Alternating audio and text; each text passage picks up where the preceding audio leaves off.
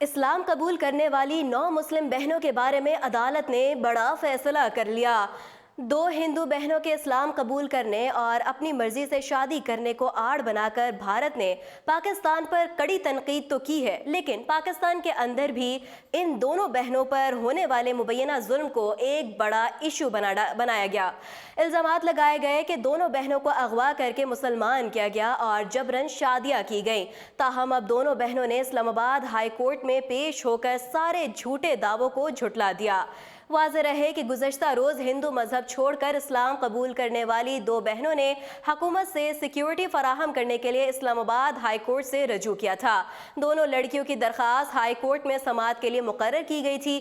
آج اسلام آباد high court کے چیف جسٹس اطہر من اللہ نے درخواست پر سماعت کی۔ دوران سماعت 9 مسلم نادیہ کا کہنا ہے کہ اس کی عمر 18 سال ہے اور اس نے زبردستی اسلام قبول نہیں کیا، جبکہ 9 مسلم آسیہ کا کہنا ہے کہ اس کی عمر 20 سال ہے۔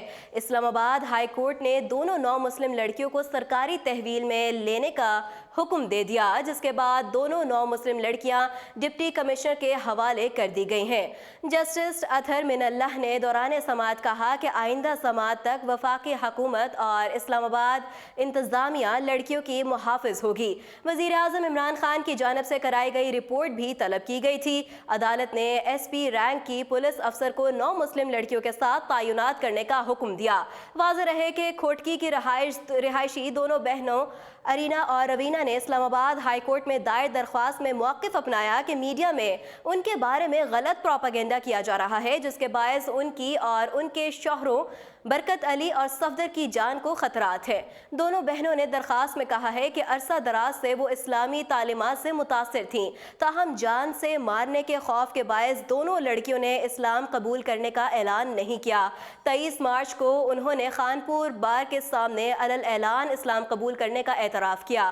درخواست میں کہا گیا ہے کہ قبول اسلام کے بعد روینہ کا نام آسیہ اور ارینا کا نام نادیہ رکھا گیا۔ عدالت ان کے تحفظ کے لیے اقدامات کرنے کا حکم دے۔ اس سے قبل دونوں بہنوں کے اسلام قبول کرنے کے حوالے سے بھارتی وزیر خارجہ سشما سوراج نے پاکستان پر کڑی تنقید کرتے ہوئے الزام عائد کیا تھا کہ پاکستان میں ہندو لڑکیوں کو جبراً مسلمان بنایا جا رہا ہے، جس پر پاکستان کے وفاقی وزیر فواد چودھری نے سشما سوراج کو جواب دیتے ہوئے کہا کہ پاکستان اقلیتوں کے پیچھے کھڑا ہے اور انہیں عام پاکستانیوں کی طرح حقوق حاصل ہے۔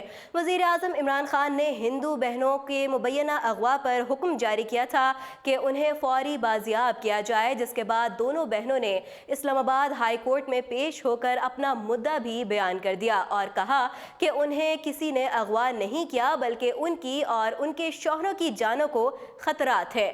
مزید اپڈیٹس جاننے کے لیے دیکھتے رہیے اردو پوائنٹ۔